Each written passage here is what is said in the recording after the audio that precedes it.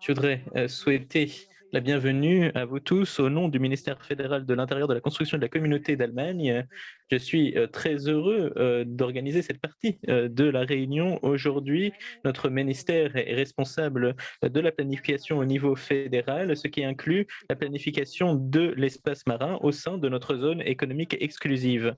La tâche de la planification retombe à l'agence hydrographique BHF qui a envoyé un certain nombre de représentants pour cette réunion aujourd'hui que j'accueille. En dehors de ses responsabilités dans la ZEE, pour la zone des 12 000 nautiques, eh bien, la responsabilité revient au gouvernement des différents Länder, États allemands, et je serais heureuse d'accueillir Monsieur Janssen qui représente l'État de Mecklembourg-Poméranie occidentale. Nous sommes très heureux de représenter l'expérience de l'Allemagne dans le cadre de l'initiative MSP Global. Avec d'autres pays, l'Allemagne a été l'un des premiers pays européens à mettre en place une planification de l'espace marin. Dans les premières années 2000, l'éolien en mer s'est développé et il fallait trouver de l'espace dans des mers très occupées pour cette activité. Donc la question était de savoir comment développer les énergies renouvelables sans créer de conflits avec les autres utilisations comme la protection de l'environnement et comment assurer un transport maritime et des pêcheries et toutes les autres utilisations qui devaient avoir lieu. Tous ces intérêts marins devaient être pris en compte dans le nouveau plan pour l'espace marin. Le premier plan de l'espace marin a été développé en Poméranie occidentale et est entré en vigueur en 2005. Il a été révisé pour la dernière fois en 2016 et c'est encore l'un des plans les plus à jour que nous avons en Allemagne. J'ai hâte d'entendre l'expérience du Mecklembourg-Poméranie orientale aujourd'hui, après une expérience qui a été très longue. Le premier plan au niveau fédéral a été mis en place en 2009. Depuis, les activités marines se sont étendues et le cadre s'est développé. La compétition pour l'espace marin s'est renforcée et des nouvelles utilisations vont peut-être devoir être prises en compte. L'Allemagne a déjà beaucoup bénéficié des échanges et des collaborations internationales et une série de projets régionaux ont été mis en place avec le financement de la Commission européenne, ce qui a permis à la MEP de se développer en tant que discipline et de mettre en place une approche coordonnée entre les régions. Le résultat a été que les plans de l'Allemagne pour la ZEE sont révisés aujourd'hui. Un projet de plan a été mis en place l'année dernière et des consultations ont eu lieu en novembre dernier. Le résultat est qu'un deuxième projet est en cours d'élaboration et il devrait être disponible pour consultation ce printemps et il devrait être mis en vigueur au 4e trimestre de 2021. Donc nous sommes au cœur du processus. Cette planification de l'espace marin est absolument nécessaire aujourd'hui. L'objectif, c'est d'équilibrer différentes demandes en se tournant vers l'avenir et en considérant les besoins existants. Nous sommes heureux de participer à cette initiative MSP globale en tant que praticien de MSP pour montrer comment nous pouvons mieux gérer nos mers. Je voudrais remercier la commission océanographique intergouvernementale pour avoir mis en place ces événements. Merci pour votre participation. J'ai hâte de vous voir en présentiel lorsque cela sera possible. Merci beaucoup.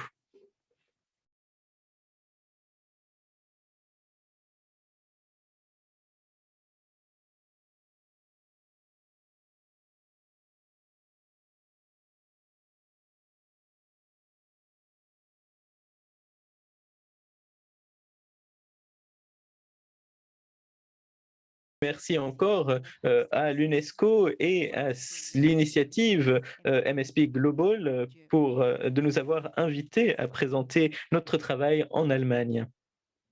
Diapo suivante, s'il vous plaît.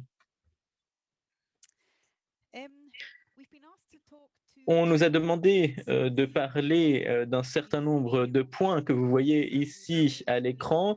Donc, on va parler du contexte, les structures qui permettent de mettre en place la PEM en Allemagne. On va regarder l'implication des partenaires, comment est-ce qu'on met en place un plan en Allemagne, et nous pouvons vous donner notre expérience puisque nous sommes au milieu de ce processus en ce moment, comme on l'a entendu dans l'introduction. Et nous parlerons aussi de la mise en œuvre du plan.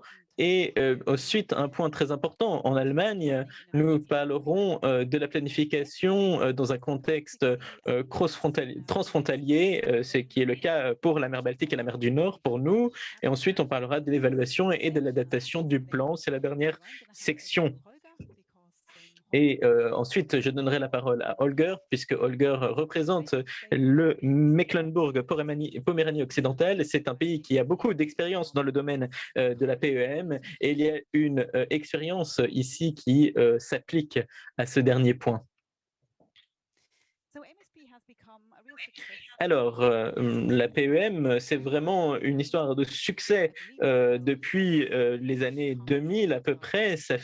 On a maintenant à peu près 70 pays qui s'engagent dans une initiative de PEM. Et lorsqu'on regarde la carte, on voit que la couleur a vraiment pris de la place dans le monde entier. Il y a très peu de blancs qui restent sur cette carte que vous avez à l'écran. Alors maintenant, on voit le continent européen et vous voyez que la PEM en Europe a été poussée avec la directive européenne sur la PEM qui a été adoptée en 2014.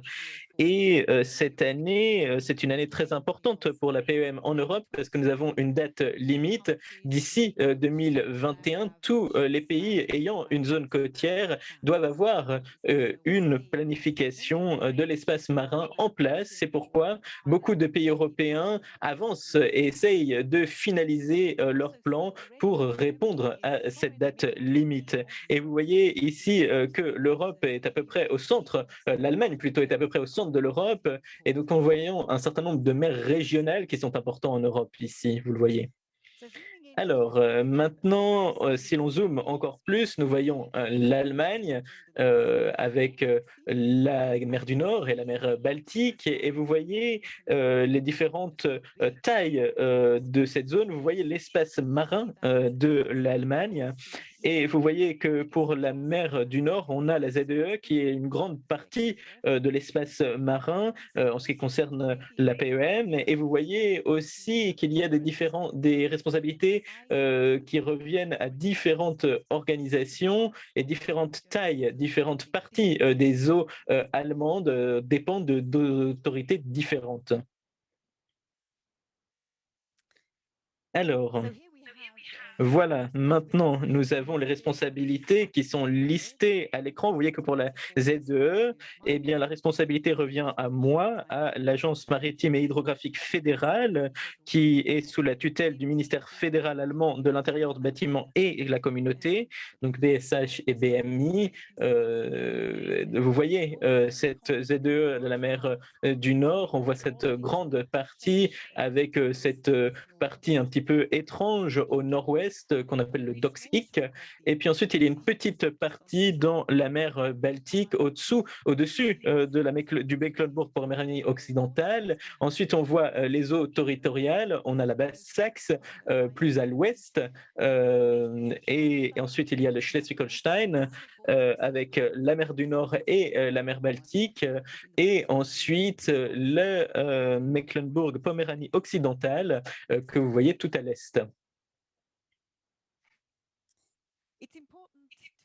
Donc, il est important pour nous vraiment de dire que bien que la PEM est quelque chose qui a lieu au niveau national ou infranational, mais ce n'est pas quelque chose qui a lieu en isolation.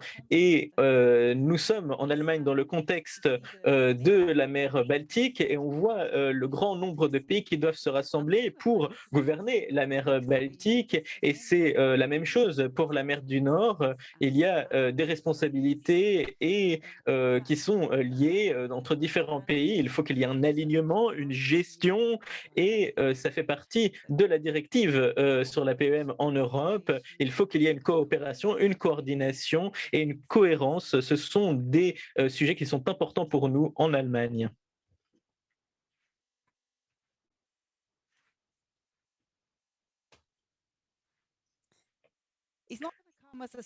Alors, ça ne va pas être une surprise pour vous quand je vous dis que les maires allemandes sont très occupées. Avant même la PEM, il y avait beaucoup de choses qui avaient lieu et c'est toujours intéressant quand on l'explique aux gens qui ne le savent pas vraiment. On regarde la mer et c'est quelque chose qui a l'air complètement vide, une grande zone où il y a très peu qui se passe. Mais ce n'est pas le cas. Les maires allemandes sont des maires qui sont extrêmement occupées, peut-être les plus occupées du monde. Et la mer Baltique est très importante pour le transport maritime, pour l'énergie de plus en plus. Et il y a beaucoup d'activités qui ont lieu liées aux télécommunications. Il y a des gazoducs, des oléoducs, il y a la défense qui a lieu, il y a l'héritage, le patrimoine culturel sous-marin. Et puis, ce sont des mers qui sont aussi très importantes pour la conservation, mais aussi pour les activités récréatives.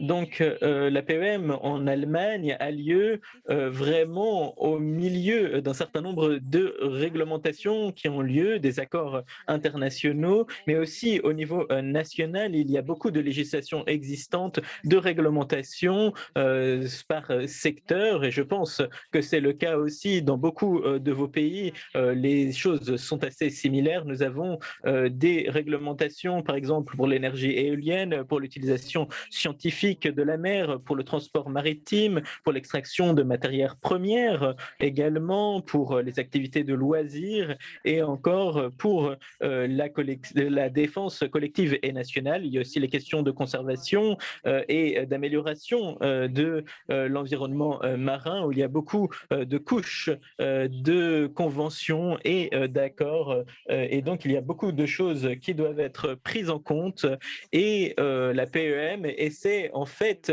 de tout rassembler dans une même planification. Diapo suivante, s'il vous plaît. Il est important de souligner que l'Allemagne, en tant que pays fédéral, d'ores et déjà doit faire face à différentes responsabilités à différents niveaux. Donc, chacune des autorités MSP va peut-être prendre une approche légèrement différente à l'égard de l'aménagement de l'espace marin. Si vous êtes un État fédéral, le Schleswig-Holstein par exemple, ou la Poméranie, vous aurez peut-être une perspective un petit peu différente de l'État fédéral lui-même, parce que pour ce qui concerne l'État fédéral, en fait, la planification vient de la partie terrestre vers la partie maritime, alors que lorsque l'on est un État, un des États, un des Land, eh bien, on est plutôt dans une perspective de regarder depuis la mer vers la terre. Ensuite, il y a des cycles temporels un petit peu différents pour la révision des plans. Le dernier plan pour le Mecklembourg-Poméranie est en place depuis 2016. Pour ce qui concerne la ZE, on est en plein milieu de la révision du plan, et même chose pour le Schleswig-Holstein. Et donc, il faut malgré tout arriver à une certaine cohérence tout en étant conscient aussi du fait que les différents États ont des approches différentes, peuvent avoir aussi des priorités légèrement différentes et peuvent aussi avoir des idées différentes sur la façon dont cette cohérence doit être effectivement réalisée. Alors ici, sur cette diapo, je vous montre un exemple d'un plan des États fédéraux. C'est également ce qui est actuellement en cours de révision pour le Schleswig-Holstein, qui est entre la mer du Nord et la mer Baltique. Et vous pouvez voir que leur planification et leur aménagement couvrent également la partie terrestre. Donc, c'est tout à fait intégré à la fois, donc un plan de développement intégré pour la partie terrestre et la partie territoriale.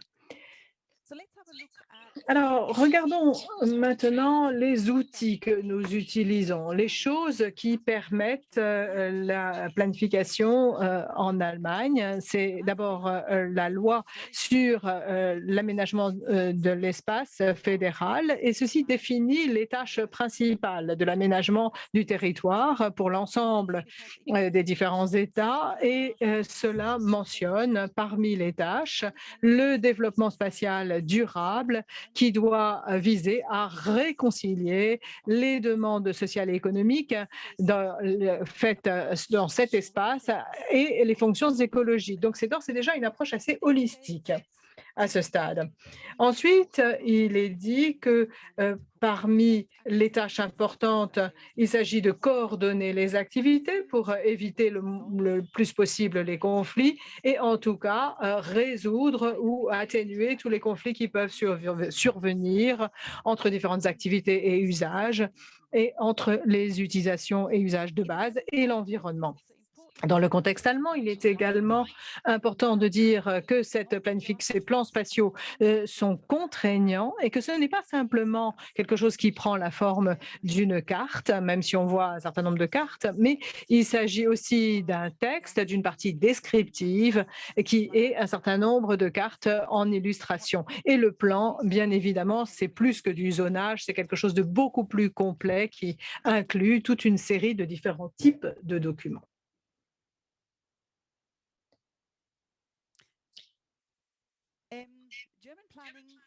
La planification allemande a ce que l'on appelle des objectifs et des principes qui vont sous-tendre les différents instruments réglementaires. Donc, les objectifs, ce sont ces exigences contraignantes pour le développement, l'organisation et la préservation de l'espace.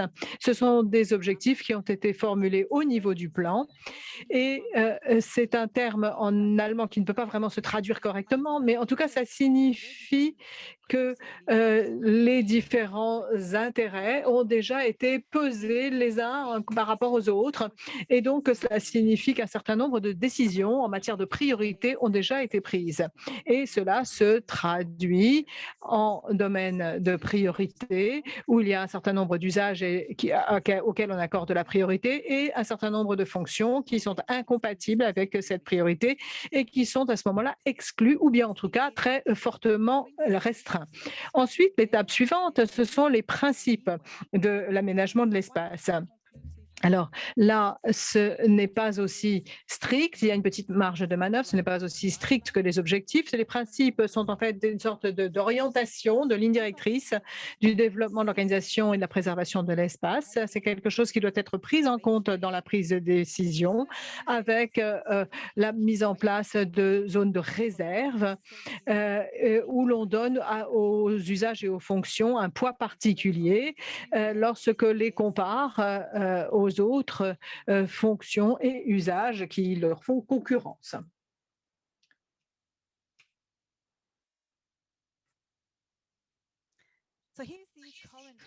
Ici, vous voyez le plan actuel de la ZE allemande, qui est un plan qui date de 2009. Vous voyez qu'il y a un certain nombre de lignes et de carrés sur cette carte.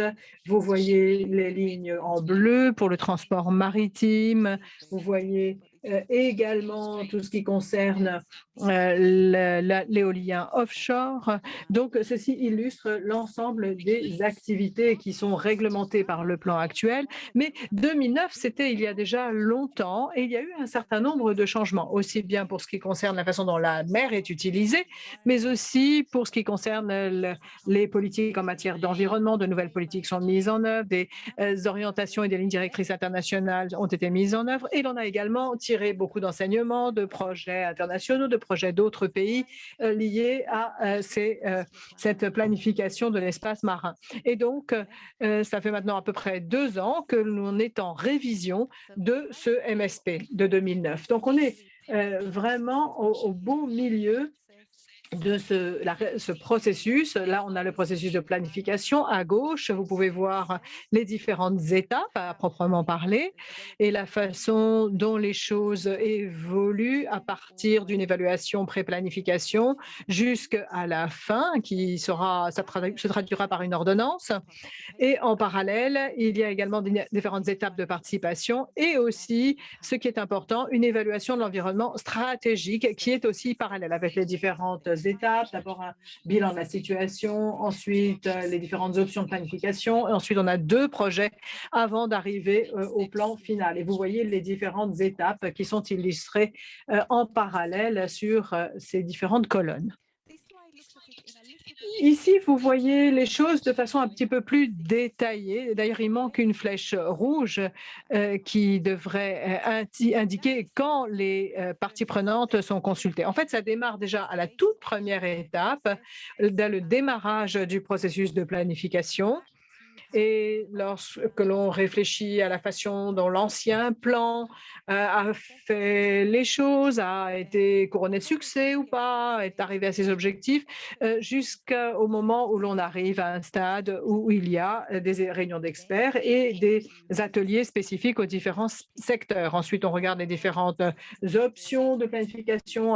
On a un premier projet de planification. Ensuite, la première évaluation est mise en place. Le premier projet est terminé. Il y a un premier tour de consultation. Ensuite, cela revient aux autorités pour une modification, une révision. Ensuite, il y a un nouveau tour de consultation. Et enfin, l'on arrive à la mise en œuvre du plan. Donc, c'est pour vous montrer quand les parties prenantes sont consultées. Et comme vous pouvez voir, en fait, on est en consultation avec toute une série de parties prenantes à ce stade, y compris en particulier les autres organes statutaires, les autorités, bien évidemment tous les représentants des secteurs, comme par exemple les représentants de l'industrie, les différents États fédéraux, bien sûr, pour des raisons de cohérence, les ONG environnementales. Et c'est également un processus, une procédure qui est ouverte au public pour des consultations publiques. Et je peux vous dire qu'en novembre, lorsque ça a eu lieu pour la dernière fois, eh bien, il y avait des personnes qui nous ont écoutés et qui ont d'ailleurs formulé un certain nombre d'observations pendant cette consultation. Vous voyez ici un aperçu du calendrier des différentes étapes. Ça, c'est pour le plan actuel. Donc, vous voyez que ce n'est pas une procédure très, très rapide, mais quand même relativement rapide, sachant qu'il s'agit d'un processus de planification très complet et très intégré. Vous voyez que nous avons également quelque chose qui s'appelle un conseil consultatif scientifique qui peut être consulté pendant l'ensemble des différents stades, des différentes phases.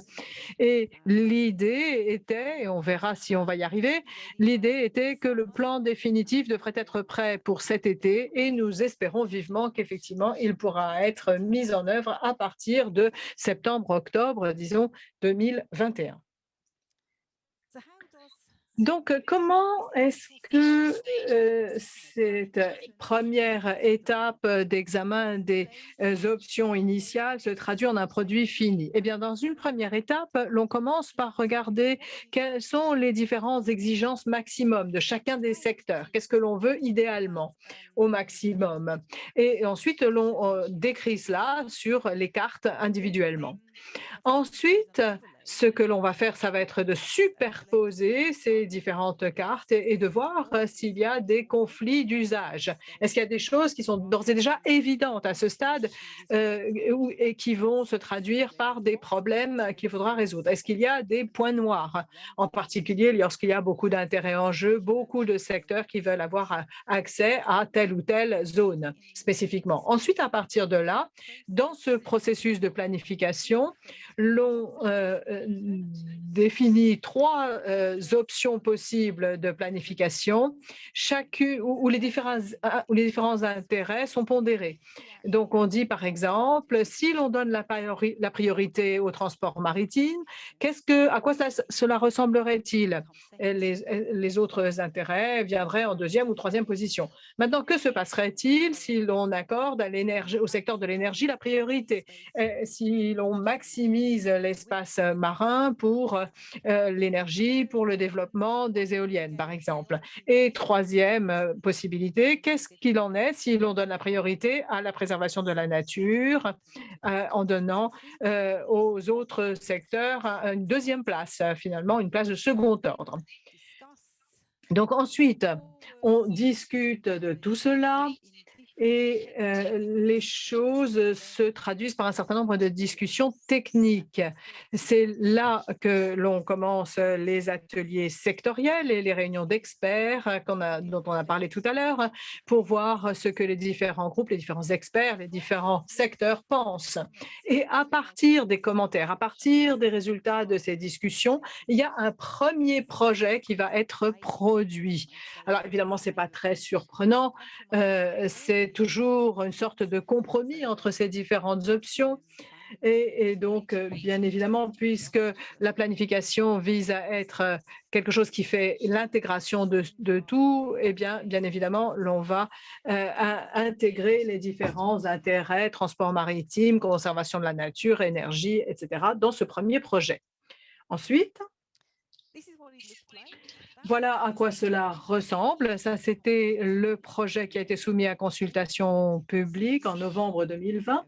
Et vous pouvez voir, je ne sais pas si vous voyez bien, mais en bleu, c'est le transport maritime. Et vous pouvez voir ça, vous pouvez voir les zones de priorité qui ont été accordées au transport maritime. En rouge, c'est l'énergie. En vert, ce sera la partie zone de conservation. Il y en a différents types avec différentes raisons derrière la conservation. Et puis, il y a également des petites parties pour les industries extractives. Il y a une toute petite partie pour la pêche, je ne sais pas si vous pouvez la voir, et une autre petite partie pour la recherche scientifique. Et les autres éléments sont simplement inclus dans le plan à des fins d'information. Ce n'est pas nécessairement réglementé, mais certaines infrastructures fixes, en particulier dans la mer Baltique. Et également une zone militaire, de formation militaire. Donc voilà les différents sujets qui sont couverts par le plan. Comme vous pouvez voir, c'est une liste assez longue qui inclut également des éléments nouveaux par rapport à 2009. Par exemple, le patrimoine culturel immergé qui n'existait pas dans le plan de 2009.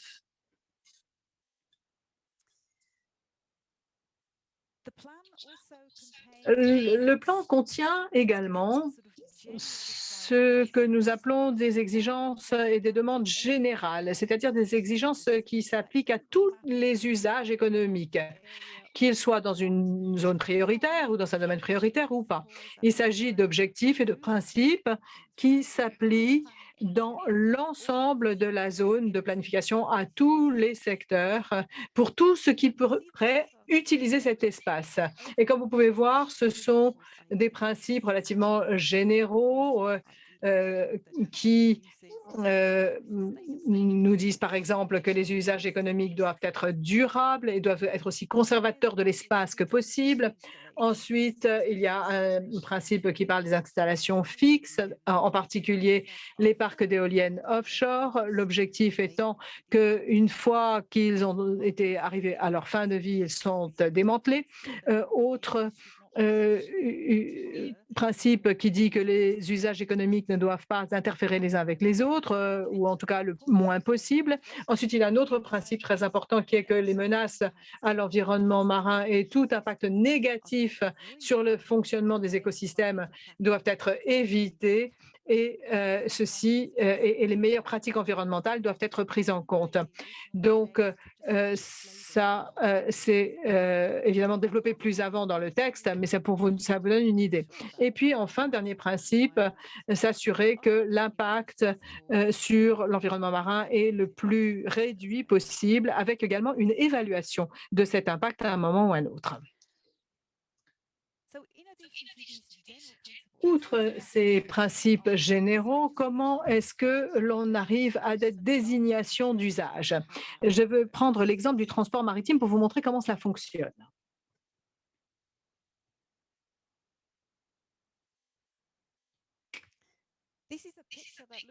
Il s'agit d'une image qui est magnifique, une belle image qui a l'air abstraite, mais en fait, ce sont des données SIA ou AIS de navires qui utilisent la mer du Nord et les différentes voies maritimes de la mer du Nord. Donc, vous voyez chacun des navires individuels qui ont ainsi été suivis et vous voyez la voie qu'ils empruntent. Et même si la liberté de navigation dit que les bateaux peuvent aller où ils veulent dans la mer, en fait, ils ont quand même tendance à se tenir à un certain nombre de voies maritimes. Et vous voyez que certaines sont extrêmement occupées et fréquentées.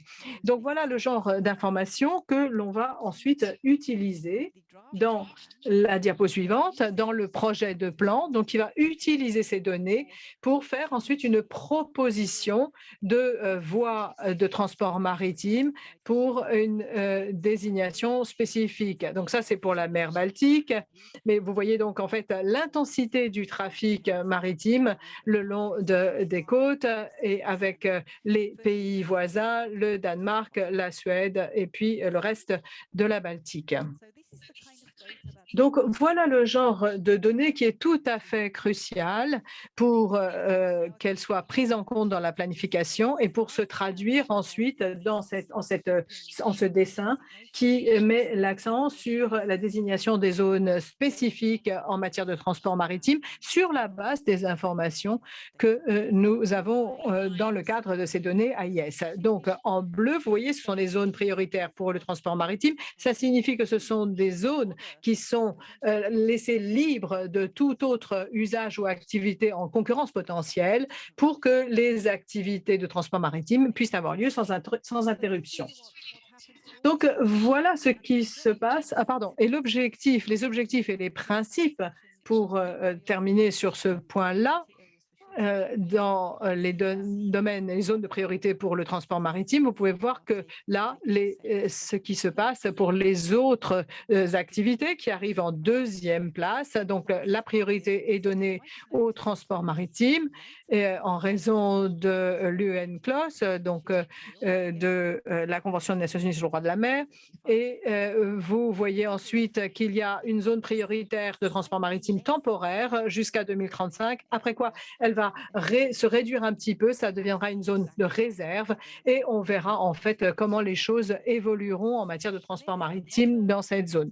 Et puis, il y a également un autre objectif qui dit que la pollution de l'environnement marin par le transport maritime doit être réduite. Donc, il ne s'agit pas simplement de l'organisation et de l'aménagement de l'espace, il s'agit aussi de la façon dont le transport maritime va utiliser l'espace maritime en s'alignant sur les objectifs généraux et les principes.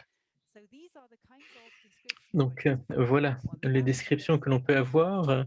Ensuite, voilà quelque chose qui est lié à la carte et cela explique pourquoi les raisons pour un certain nombre de choses ont lieu et sont permises ou non dans certaines zones.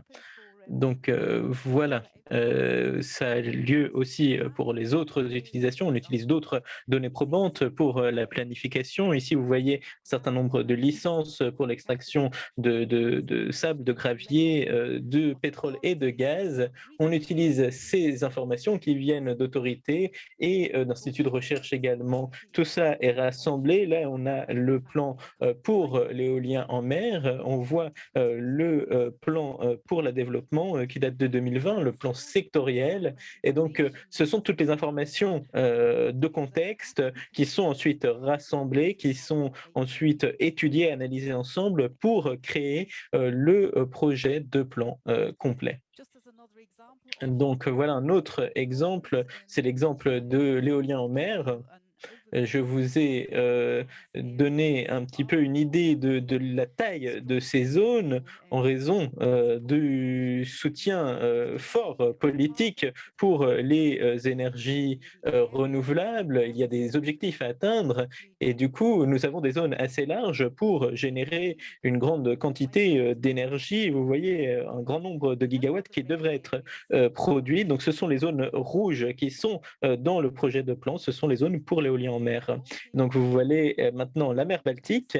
On peut passer à la diapo suivante et voilà maintenant les objectifs et les principes pour l'éolien en mer. Vous voyez les zones de réserve prioritaires.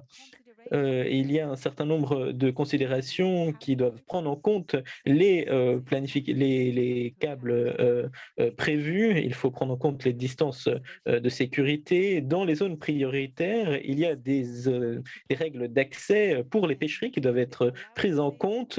Il y a aussi un accès pour les défenses navales et pour les installations militaires. Et il y a un certain nombre d'objectifs et de principes qui sont mis en place pour le bruit lié à la construction et à l'opération pour faire en sorte que l'impact sur l'environnement soit le plus petit possible. Alors, maintenant, nous allons parler de la mise en œuvre du plan. Donc, ce plan PEM est un plan qui, pour la ZEE, eh bien, s'adresse à toutes les autorités de prise de décision publiques. Elle ne vient pas vraiment, elle ne s'adresse pas vraiment au public, mais plutôt à toutes les personnes qui prennent des décisions au niveau sectoriel, doivent s'adapter et respecter les dispositions de ce plan. C'est le cas, par exemple, pour l'agence pour l'extraction au niveau fédéral, mais aussi pour l'agence qui s'occupe des autorisations pour l'éolien en mer. Et il y a aussi un certain nombre de limites sur ce que peut faire ce plan de planification de l'espace marin. Par exemple, pour les pêcheries, il y a des limites. Il y a un plan qui est lié à l'Union européenne, c'est-à-dire la réglementation sur la pêche au niveau de l'Union européenne. Ensuite, pour le transport maritime, il y a bien sûr la Convention sur le droit de la mer et aussi le fait que notre plan national ne peuvent pas réglementer les utilisations internationales ou les impacts qui peuvent avoir un impact sur les zones allemandes ou des pays voisins. Alors, on va essayer bien sûr d'avoir une cohérence entre les plans en s'entretenant entre les pays. Donc maintenant, voilà cette idée de la planification dans un contexte transfrontalier. Il y a la directive européenne dont on a parlé qui vraiment s'intéresse à la question de la cohérence au niveau de ces plans. Donc il faut vraiment s'occuper des questions transnationales et il faut donc qu'il y ait une coordination dans les mers régionales. C'est particulièrement le cas pour la mer du Nord, la mer Baltique. Vous voyez bien sûr ces voies maritimes qui se poursuivent aux Pays-Bas, au Royaume-Uni, en Norvège, au Danemark et bien sûr, c'est le cas aussi pour les questions de conservation, de protection de l'environnement, mais aussi pour les questions d'éolien en mer. Il y a aussi beaucoup de développement dans les autres pays. Donc je pense qu'on aura la même diapo, la même carte pour la Baltique maintenant. Donc on voit qu'il y a beaucoup d'activités, beaucoup d'occupations du territoire et il faut qu'il y ait une coordination. C'est important que l'Allemagne connaisse le contexte régional.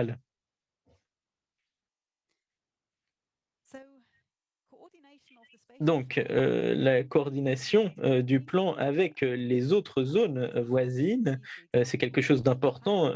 Par exemple, si on prévoit une zone avec de l'éolien en mer et s'il y a un port dans la vicinité qui appartient à un pays voisin, eh bien, s'ils veulent qu'il y ait un accès pour les plus gros navires, eh bien, il faut s'entretenir pour faire en sorte que cette zone dédiée à l'éolien n'empêche pas l'accès. Mais il y a aussi d'autres questions qui se posent. Il faut vraiment avoir ce dialogue pour mettre en place une collaboration qui aille peut-être plus loin, qui aille plus loin que ce plan pour l'espace marin. Il faut vraiment développer ces plans de PEM de manière régionale. Bien sûr, on a l'Allemagne avec, il faut le faire aussi à l'intérieur de l'Allemagne puisque c'est un pays fédéral. Donc, ces collaborations, ces échanges, eh bien, ils doivent avoir lieu à l'intérieur même de notre État. Et puis aussi internationalement avec, bien sûr, les 2 mers et le contexte régional.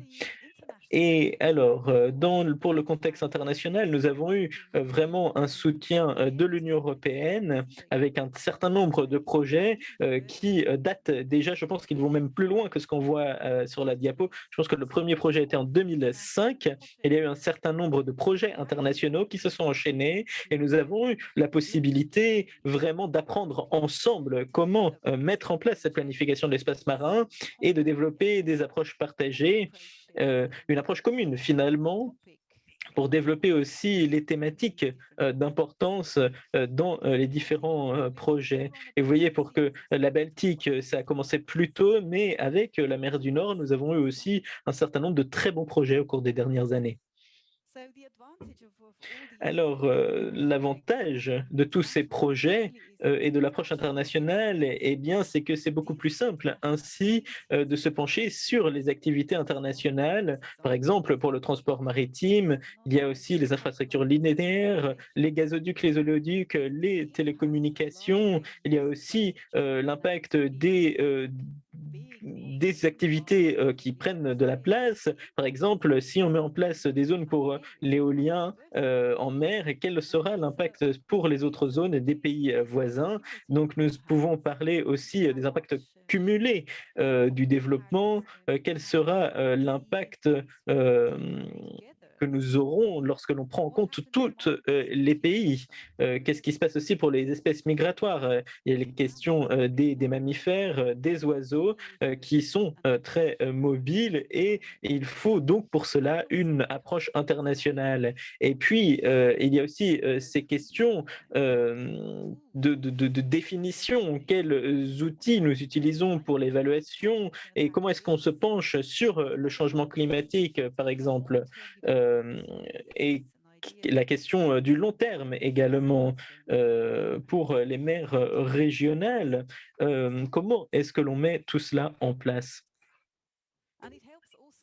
Alors, c'est important aussi, que, dans le contexte de la mer du Nord et de la mer Baltique, il y a un certain nombre, d'institutions en place comme HELCOM, EWASABLE, mais il y a aussi, en raison de ces projets, une certaine familiarité qui s'est installée, de la confiance. On se connaît tous, dans les différents pays et puis aussi et ce qui aide, c'est que les différentes questions qu'on se pose sont assez similaires dans les différents pays.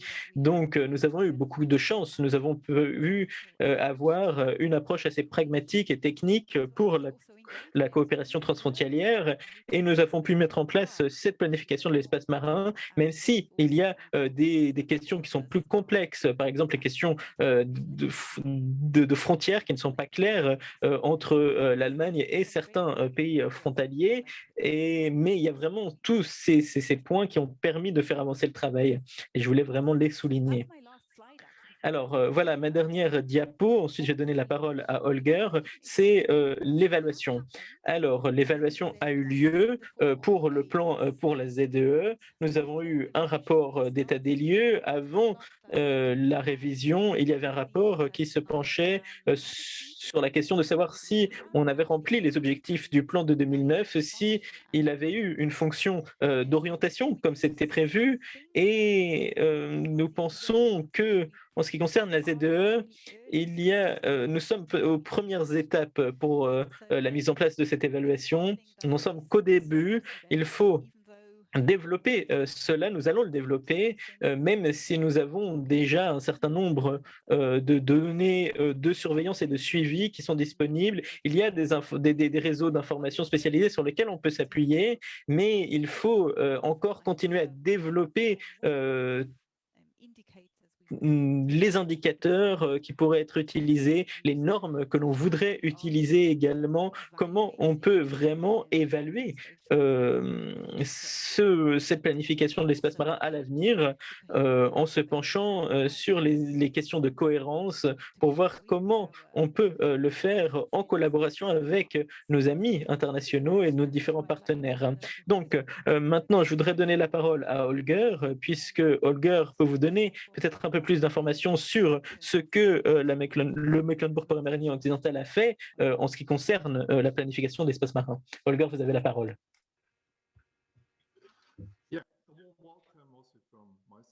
Alors, je vous souhaite également la bienvenue. Merci Kira, merci aux organisateurs. Je voudrais vous partager brièvement le contexte du Mecklembourg-Poméranie occidental. Donc, je vais vous partager notre expérience. Alors, cela a été mentionné déjà, mais pour vous le rappeler, le Mecklembourg-Poméranie occidental est l'un des Länder, l'un des États fédéraux allemands. C'est l'une des régions, l'un des États allemands. Nous sommes responsables pour la MSP, pour les eaux territoriales. Nous traitons les uns les autres comme des voisins. C'est ça qui est assez intéressant. Donc, lorsque je travaille avec le BSH ou donc l'agence fédérale ou avec la Pologne, c'est une coopération qui est assez similaire. Mais en ce qui concerne les processus et les résultats, eh bien, les procédures sont assez similaires. On se traite comme voisins. Diapo suivante. Donc, comme cela a été dit, notre premier plan et notre programme de développement de l'État qui avait un chapitre sur la planification de l'espace marin est entré en vigueur en 2005. Et vous voyez un détail de ce plan avec simplement la partie marine de ce plan. Et comme vous le voyez, il y a beaucoup d'espaces en bleu, beaucoup d'espaces qui ne sont pas intégrés. Nous étions un peu réticents à ce moment-là. Nous étions encore des débutants et nous commencions à apprendre. Donc, nous ne voulions pas mettre en place trop de règles. Et vous le voyez maintenant avec la diapo suivante, cela a fonctionné, a changé plutôt avec les changements qui ont eu lieu en 2016. Donc voilà, diapo suivante. Vous voyez maintenant que nos eaux et notre eaux territoriales sont beaucoup plus occupées. Il n'y a plus beaucoup d'espaces vides. Enfin, en ce qui concerne la planification de l'espace marin, il y a des désignations qui s'appliquent à toutes les zones. Donc, il y a eu beaucoup d'évolutions entre le plan de 2005 et de 2016. Et ce que nous avons essayé de faire, c'est d'avoir une très bonne évaluation pour avoir de bonnes bases pour la cartographie. Diapo suivante. Donc, il y a beaucoup de littérature scientifique sur les PEM aujourd'hui. Il y en a qui proviennent de l'UNESCO et de la COI sur la mise en place de cette. Donc, par exemple, nous avons à droite un schéma qui vient de ce plan de la COI. Et quand nous avons commencé, nous n'avions pas toute cette littérature scientifique qui existait. Et nous voyons ce schéma qui vient de l'UNESCO, eh bien, il se base sur la théorie classique de la gestion. On voit à droite, à gauche plutôt, c'est la figure à gauche, cela vient de théorie de gestion des ressources humaines. Et c'est quelque chose qui est assez similaire et c'est quelque chose que nous avons utilisé pour développer notre propre concept d'évaluation.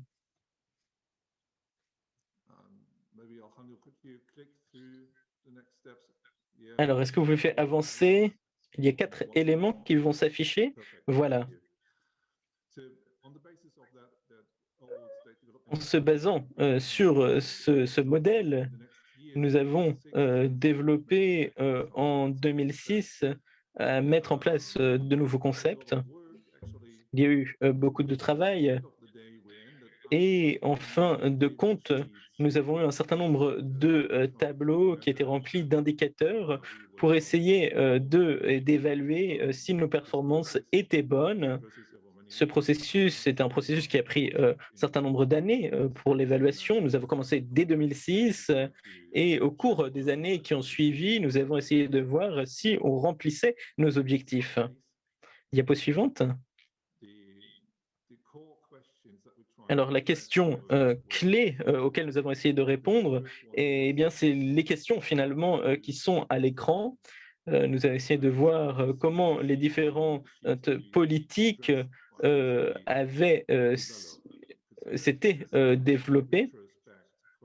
Donc, c'est la question de la rétrospective. En se basant sur des données statistiques, on a essayé de voir quelles étaient les évolutions. Ensuite, on essayait de voir si notre plan remplissait les objectifs. Est-ce qu'on a vraiment un effet guide? Est-ce que les orientations sont suivies? Et ensuite, le troisième pilier, c'était plutôt un pilier qui se penchait vers l'avenir, en essayant de voir quelles sont les opinions qui évoluent dans la société, quelles sont les évolutions que l'on voit dans les plans sectoriels. Donc, ce sont les trois éléments qui étaient vraiment au cœur de notre concept. Alors, nous avons fait face à un certain nombre de difficultés et l'un des problèmes, c'était qu'en mer, eh bien, nous n'avons pas les mêmes systèmes statistiques et les mêmes bases qui existent sur Terre. Et par exemple, en Europe, nous avons beaucoup de systèmes spatiaux temporels, de statistiques et des classifications, un système qu'on appelle NUTS.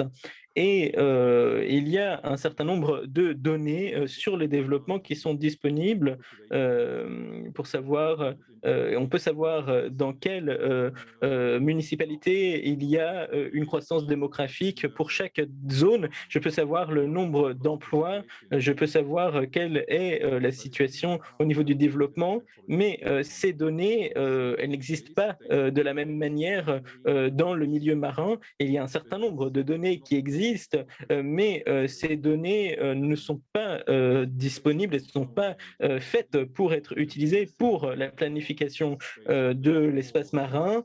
Et donc les données sont souvent difficiles à utiliser et elles ne donnent pas assez d'informations.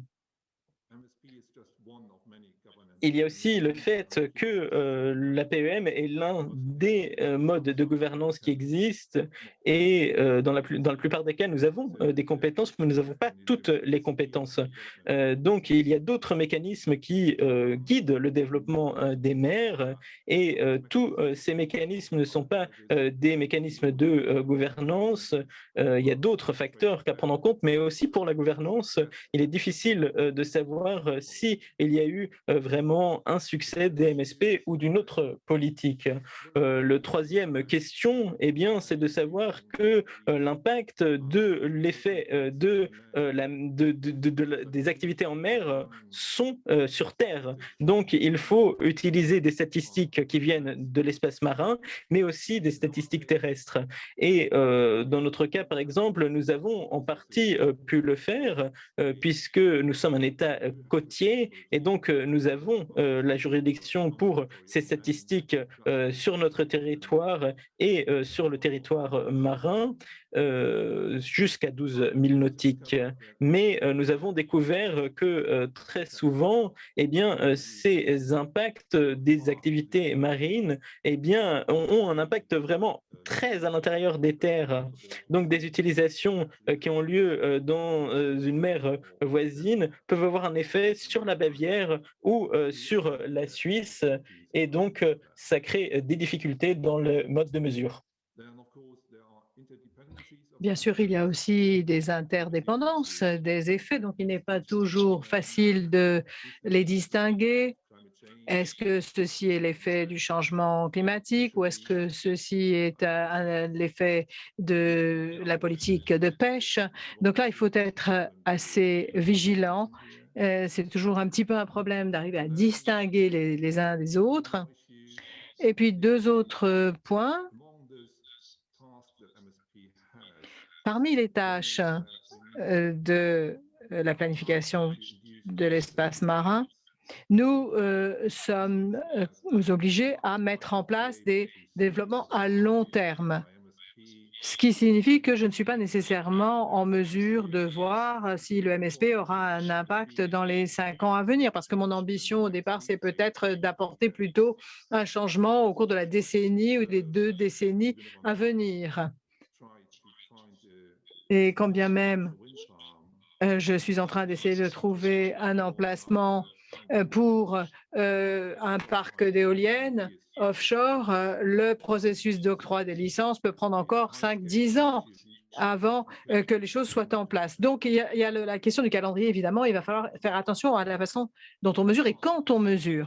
Autre tâche qu'il faut également réaliser, c'est que nous sommes obligés de corriger les politiques spatio-stratégiques contradictoires, donc avec un équilibre, par exemple, entre les questions du changement climatique, le bien-être humain, la préservation de la nature par rapport au développement du commerce maritime, etc. Donc là, le MSP a un rôle à jouer très important. Donc, dans le cadre de notre deuxième tentative de suivi, on sera peut-être plus pratique, plus pragmatique.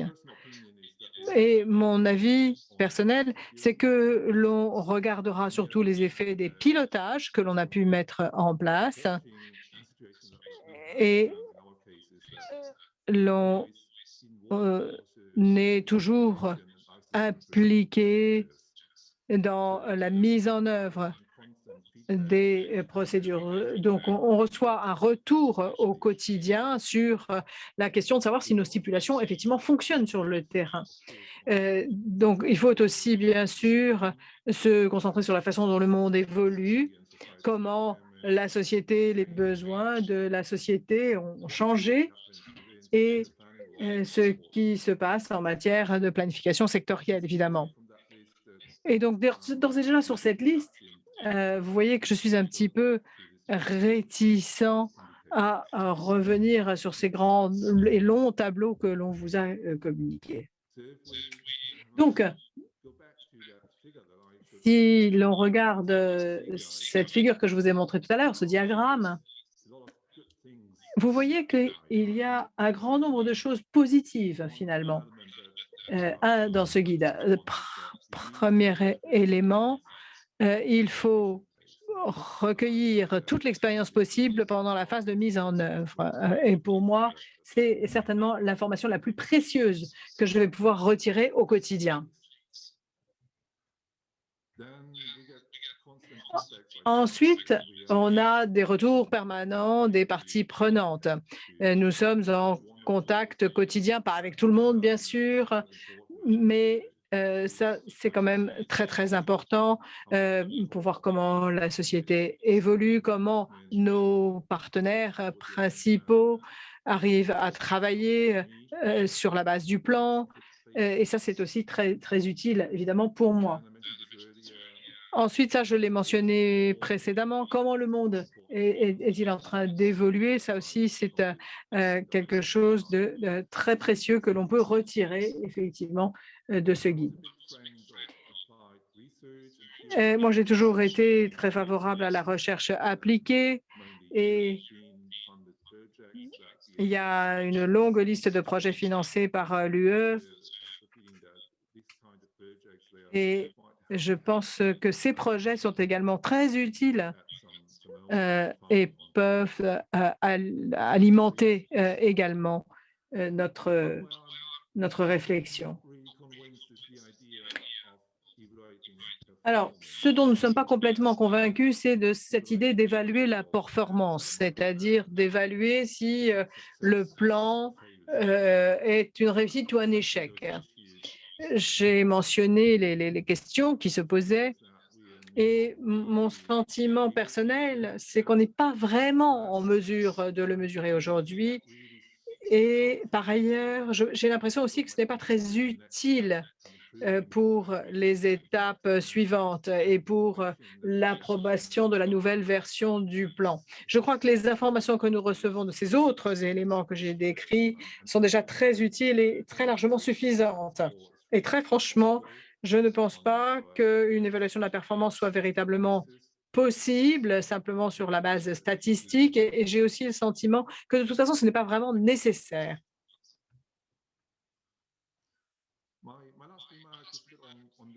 Toute dernière remarque sur ce que nous avons appris de notre expérience. Nous avons appris que le lendemain du jour où notre plan est mis en œuvre, il y a déjà des choses qui ont changé dans le monde.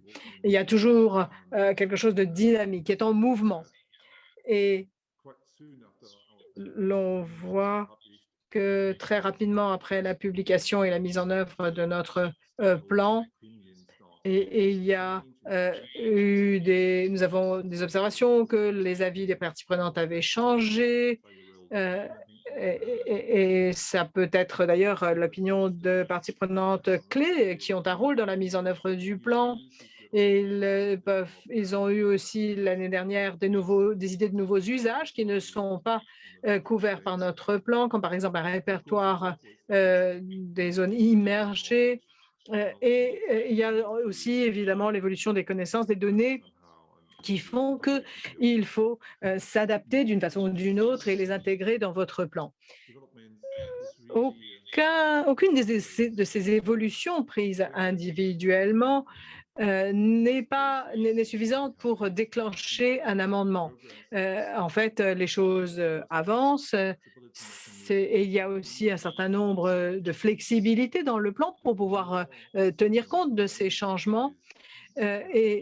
Plus l'on a de signaux, plus l'on a d'indicateurs qui vous montrent que votre plan est en train de vieillir, eh eh bien, plus à ce moment-là, vous comprenez qu'il sera nécessaire d'apporter des amendements. La meilleure façon de se préparer aux amendements, bien évidemment, c'est l'évaluation. Regardez ce que j'ai dit tout à l'heure, comment est-ce que le monde évolue, où est-ce qu'on en est en termes d'évolution des parties prenantes, etc.